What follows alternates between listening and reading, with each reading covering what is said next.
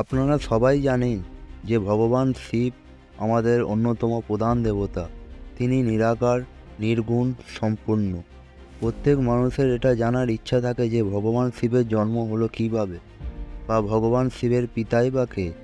আপনাদের বলে রাখি যে শিবের জন্ম সংক্রান্ত কোনো বিষয় কোনো পুরাণ বা কোনো প্রাচীন বইয়েতে নেই, কিন্তু পুরাণে এমন দুটি কাহিনী পাওয়া যায়, তার থেকে আমরা শিবের জন্ম সম্বন্ধে কিছু অনুমান করতে পারি।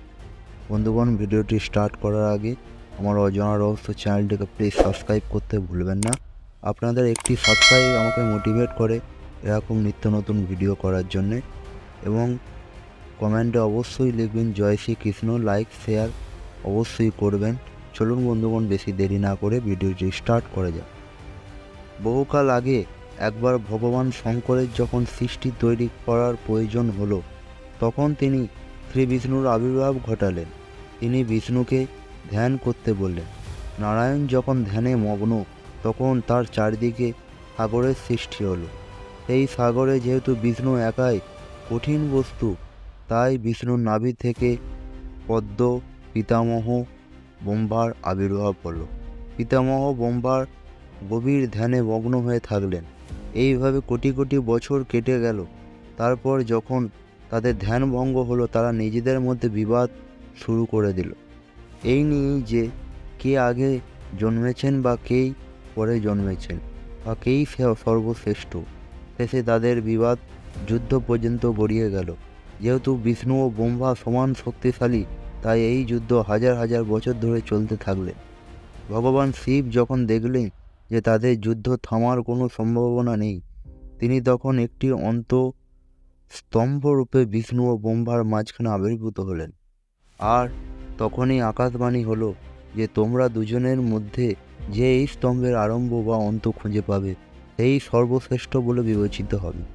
এই বাণী শুনে ভগবান বিষ্ণু স্তম্ভের নিচে গেলেন, আর পিতামহ ব্রহ্মা উপরে চলে গেলেন।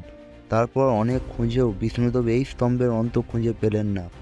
তখন বিষ্ণুদেব বাবা স্বস্থানে ফিরে এলেন, আর ভগবান শিবকে বললেন যে হে ভগবান, আপনি অনাদি অনন্ত, আপনার স্বরূপ খোঁজে আমার মূর্খতা ছিল, আপনি আমাকে ক্ষমা করুন। অপরদিকে ব্রহ্মা নিরন্তর উপরের দিকে যেতে থাকলেন, এবং অনেক খুঁজেও যখন স্তম্ভের মাথা দেখতে পেলেন না, তখন তিনি একটি ধুতুরা ফেল দেখতে পেলেন। তিনি ফুলটিকে বললেন যে তুমি ভগবান শিবের কাছে গিয়ে বলবে যে আমি স্তম্ভের আরম্ভ খুঁজে পেয়েছি এবং তুমি তার সাক্ষী। তারপর ব্রহ্মা সেই ফুল নিয়ে শিবের কাছে এলেন এবং বললেন যে আমি স্তম্ভিত উৎস খুঁজে পেয়েছি এবং এই ফুলটি তার সাক্ষী। মহাদেব এই কথা শুনে ভয়ানক ক্রোধিত হয়ে বললেন, এই স্তম্ভের কোনো উৎস বা অন্ত নেই। আমি অনন্ত, পরিপূর্ণ, আমিই চরাচর এবং আমিই ব্যাপক, আমি সম্পূর্ণ এবং আমিই অপূর্ণ। ভগবান ব্রহ্মা তখন তার ভুল স্বীকার করলেন, এবং ব্রহ্মা আর বিষ্ণু মিলে শিবকে বললেন যে উনি যেন তাদের মতোই নির্দিষ্ট সাকার রূপ ধারণ করে বিরাজ করেন। মহাদেব সেই কথা মেনে সেই স্তম্ভ থেকে সাকার রূপে প্রকট হলে সেই রূপকে আবার আমরা এখন পূজিত করি। দ্বিতীয় কাহিনী শুনুন বন্ধুগণ। আর এক কাহিনী রয়েছে। একবার এক ঋষি মহাদেবের কাছে জানতে চাইলেন যে তার পিতাকে। তখন শিব বললেন যে ব্রহ্মাই তার পিতা।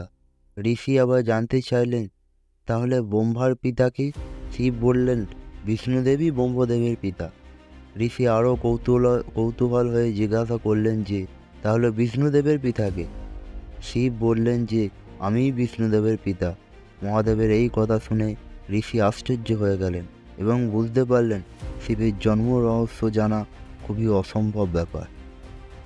বন্ধুগণ, ভিডিওটি ভালো লেগে থাকলে অবশ্যই জয় শ্রীকৃষ্ণ লিখতে ভুলবেন না।